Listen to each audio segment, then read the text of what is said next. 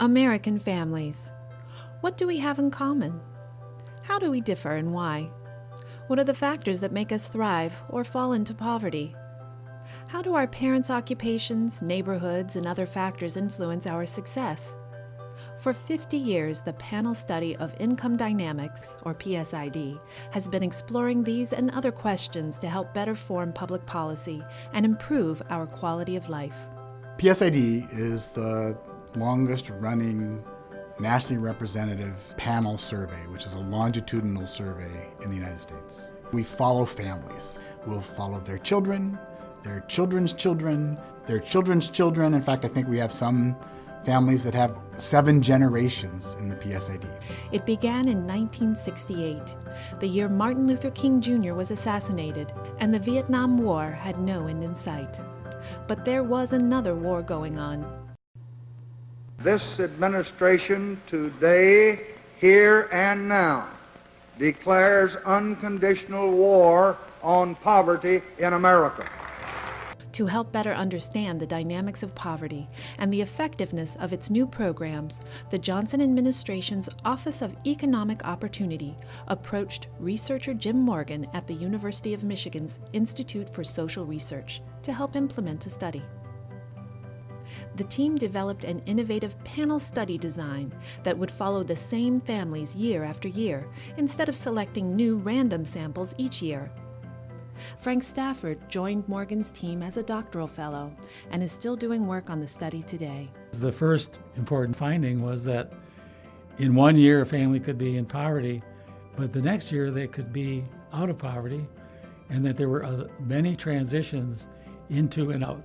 The news experts were convinced without any evidence that there's this persistent culture of poverty. Nobody gets out. This was a hallmark finding, which is still true today. It's a real example of how some people were foresighted 50 years ago and made the effort to start something, which at the time was for a clear societal need, that over time we also realized was important for scientific research and a really broader range of policy questions. As American families and the economy have changed over time, so has the study. Despite budget cuts and changes in funding sources, the survey has continued to expand its scope, adding expanding questions on health and life satisfaction, as well as supplemental studies, including the Child Development Supplement, the Transition into Adulthood Supplement, the Disability and Use of Time Supplement, and the Well-Being and Daily Life Supplement. Same-sex couples and recent immigrants have also been added to ensure the survey remains representative. The interviewers build a rapport, I think, with our respondents. And some of the respondents who've been in the surveys for so long are excited, yes, I've been waiting for your call. So we get 93, 94% of the people who we interviewed 2 years ago interviewing again. Following Jim Morgan as PSID director, researcher Greg Duncan continued to examine both the transitory nature and the persistence of poverty, concluding that the heterogeneous nature of poverty experiences demands a heterogeneous set of policies to address the needs they create. This led to additional research by Mary Jo Bain and David Elwood on the dynamics of welfare participation, which played a key role in the welfare reform debates of the mid-1990s. The PSID gives us data that is really not available anywhere else. It gives us data on important variables like household consumption, which is really important for a range of macroeconomic questions. That's information we don't get from other sources.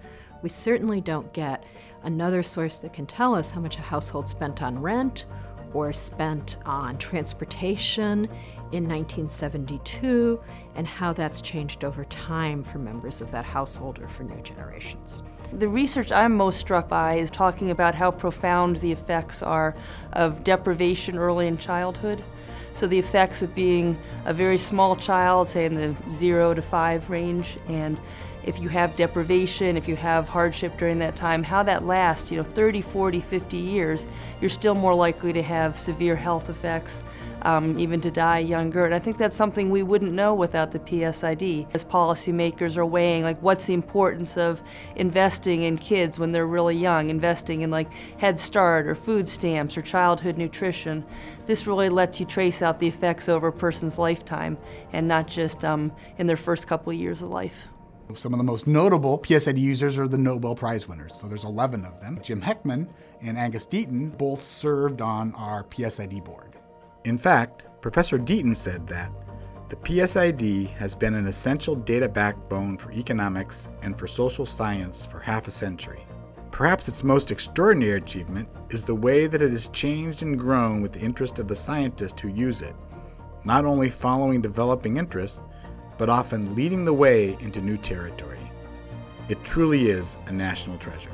Most research studies, you have a project and then people work with it, and after time, the use of the study for research purposes becomes less and less. What's unusual about the panel study of income dynamics is that through the years, the use and range and extent and quality of publications has become greater and greater. We've also won awards from the National Science Foundation. NSF gave awards for the Nifty 50. So when they turned 50, they said, oh, well, PSID is one of the key accomplishments that NSF funded. And again, when they turned 60, we were part of their celebration. We also received funding from the National Institute on Aging and National Institute of Child Health and Human Development. With nearly 30,000 users and 5,000 publications, PSID makes its data available at no charge to researchers. It's really available on a very open and equal access basis to researchers all over the country. The PSID has done an incredible job investing in online infrastructure and ways to access the data, because it's a really crucial resource. It tells the story of this country in a way that nothing else does. The impact of PSID has been global and has inspired similar studies in the UK, Germany, and beyond. So everybody says, oh, PSID, you have your 50th anniversary. What's the next 50 years look like? So that's a challenge, is where do we take PSID?